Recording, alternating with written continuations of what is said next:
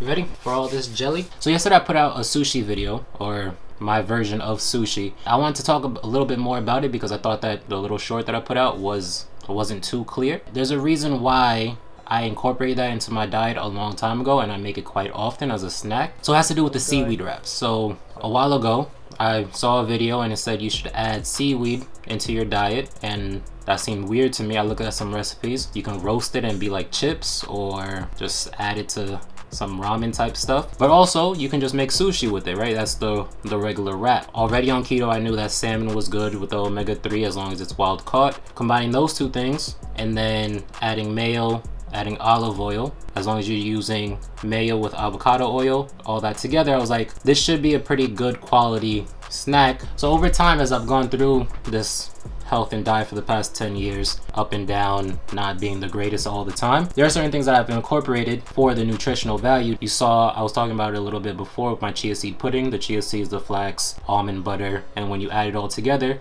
it gives you some of the nutrition that you need. It has a high fiber count, which you might not get on keto, as well as, what else? I have a side salad almost every day, which is spinach and kale with avocado, and my daily breakfast of eggs, which the whole egg, if it's pasture raised, coming from a good source, has a lot of the vitamins that you might need. The reason why I bring this up is when you take out an entire group of the pyramid, you're gonna be lacking a lot of stuff, and if you don't put it back in, you might have some problems that result from being so restricted. A little story is, early on in about the first year of keto, I would get what is called the Keto Rash. I didn't know where it came from. I looked online, saw a whole bunch of different theories. I actually have a video on that like 2 years ago now. But randomly, I was reading a book, and in it said that vitamin C deficiencies was the reason that caused scurvy. I mean, I knew that, but I never made that connection of this rash might be just a vitamin deficiency somewhere in my diet. So if I took out citrus and all fruits from it, and I didn't put it back in through supplements or through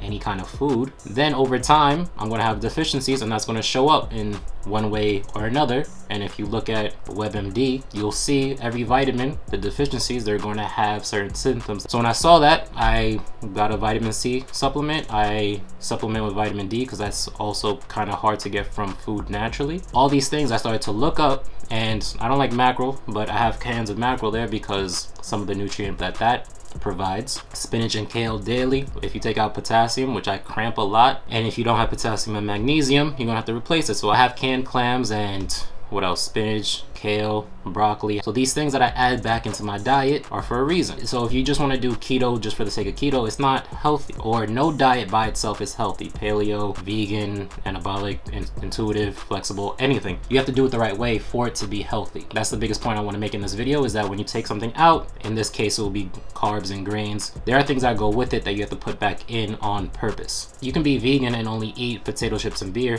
That's not healthy. So you have to make sure you're adding in good foods so that you could have a more balanced diet and you're getting all the nutrition that you need, and things like that don't pop up down the road. Because just as an example, the keto rash, it's not like I don't eat vitamin C today and I'm going to get a rash today. If I don't have it for a month, something's going to pop up, and then I'm going to have to replenish that deficiency over time, and then it'll go away and it'll heal. I still have some of the marks on here and then down the chest. I had it twice, pretty bad. I haven't had it in the past year and a half because of that reason. I have all the nutrients I can have through my diet, and then what I don't have naturally, I supplement. So the supplements that I take are cod liver oil, like I said, vitamin C, vitamin D, turmeric, and curcumin, just because I could cook with it, but I don't like turning all my food orange, so I just have it in a pill. I think that's it. There's something for joints.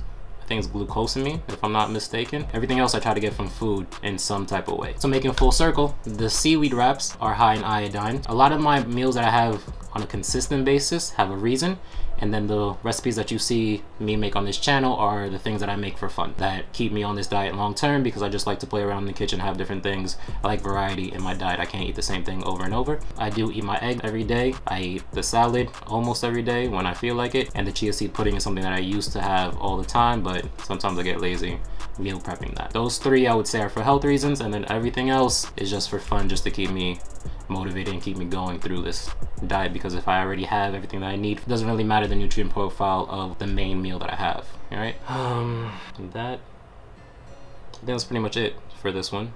Is that it? Do I need to say anything else?